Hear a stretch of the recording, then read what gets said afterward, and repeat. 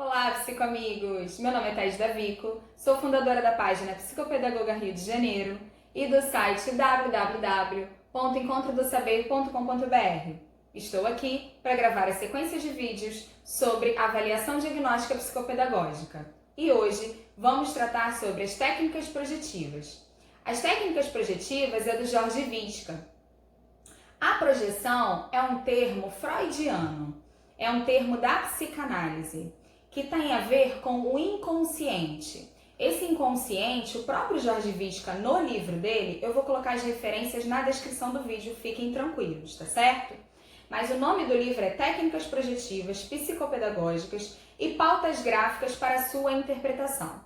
No livro dele, ele fala sobre a importância do inconsciente e delimita em algumas etapas: o inconsciente, o pré-consciente e o consciente. O inconsciente é tudo que é obscuro, que a gente mesmo não consegue perceber. Os nossos pensamentos, os nossos sentimentos, os nossos desejos mais obscuros, como se fosse lá no limiar mesmo. E o pré-consciente é o que a gente denomina de ato falho. É aquilo que a gente está guardando ou não quer revelar, ou realmente escapa à nossa racionalidade, que a gente chama mesmo de ato falho. E o consciente são aqueles pensamentos, aqueles sentimentos, aqueles desejos que a gente consegue projetar. A gente tira da gente e coloca no outro, através dos desenhos, por exemplo. Então as crianças vão revelar pra gente como é que são os vínculos, tanto na escola, quanto na família e consigo mesmo. E é aí que nós, psicopedagogos, entramos para analisar o vínculo relacionado à aprendizagem.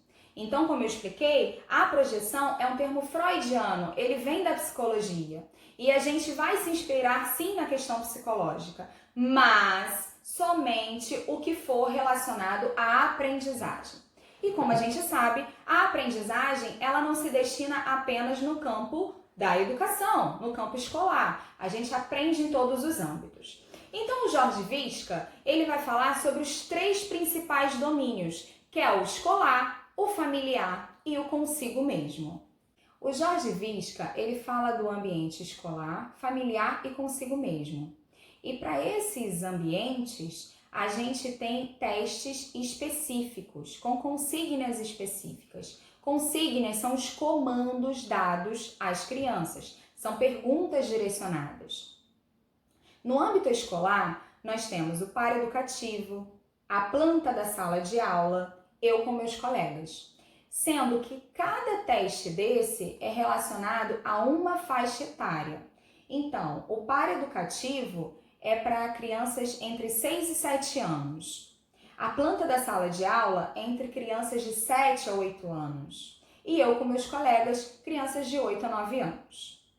Para o âmbito familiar, ele fala da planta da minha casa, família educativa e as 4 partes de um dia. A planta da minha casa é para crianças aí de 8 a 9 anos, que já têm uma consciência e uma compreensão de uma noção especial de uma localização geográfica, consegue simbolizar mais as coisas. A família educativa e as 4 partes de um dia é para criança entre 6 a 7 anos. E o âmbito consigo mesmo?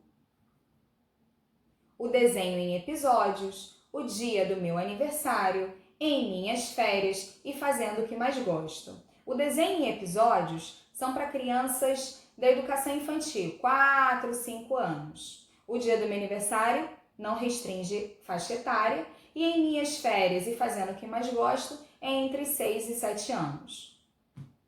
O psicopedagogo ele vai selecionar quais âmbitos ele gostaria de investigar.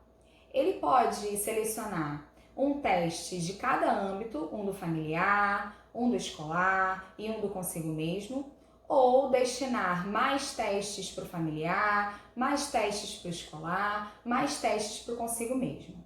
Se o psicopedagogo não estiver seguro para aplicar esses testes na segunda sessão, pode estender e fazer lá pela 4ª, 5ª sessão, não há problema nenhum, tá ok? As 8 sessões que foram ditas no primeiro teste, quando eu falei sobre o roteiro da avaliação diagnóstica psicopedagógica, é a forma como eu trabalho e me sinto mais confortável para poder aplicar.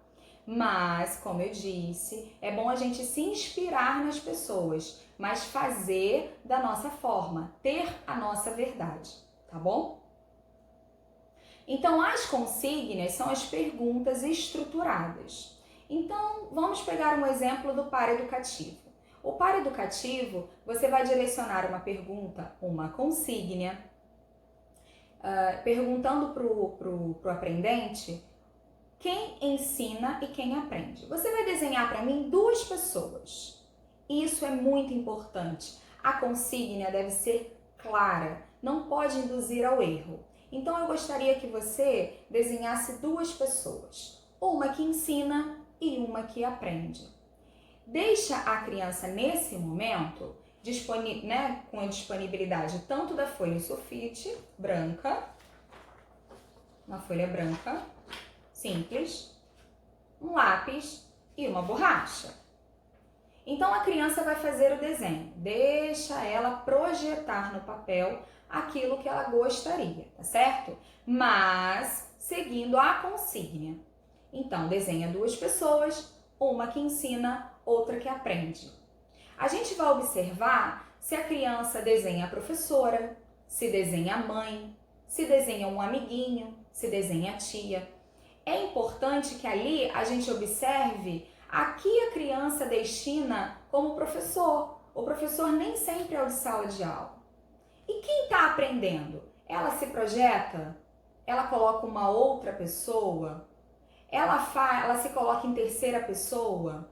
Então, tem uma série de detalhes. O próprio Jorge Visca, nesse livro, que ele é bem estruturado e é importantíssimo todo psicopedagogo ter esse livro para não ficar apenas com uma livre interpretação, porque ali já está exatamente falando como a gente pode analisar o tamanho dos personagens, o posicionamento desses personagens na folha, se a criança desenha o personagem que ensina de tamanho extremo, inferior ou grande, já está colocando qualidades tanto negativas quanto positivas para esses personagens. Feito o desenho, a criança deverá dar um título para esse desenho e também relatar o que ela desenhou. Deixa com que a criança tenha a liberdade de expressão. A sua análise vai vir posteriormente, tá certo? Espero que vocês tenham gostado desse vídeo, uma pincelada um pouco mais específica a respeito dos testes projetivos e a descrição do livro com que vocês podem se guiar vai estar na descrição dos vídeos, tá bom? Um grande beijo, psicomigos! Muito obrigada!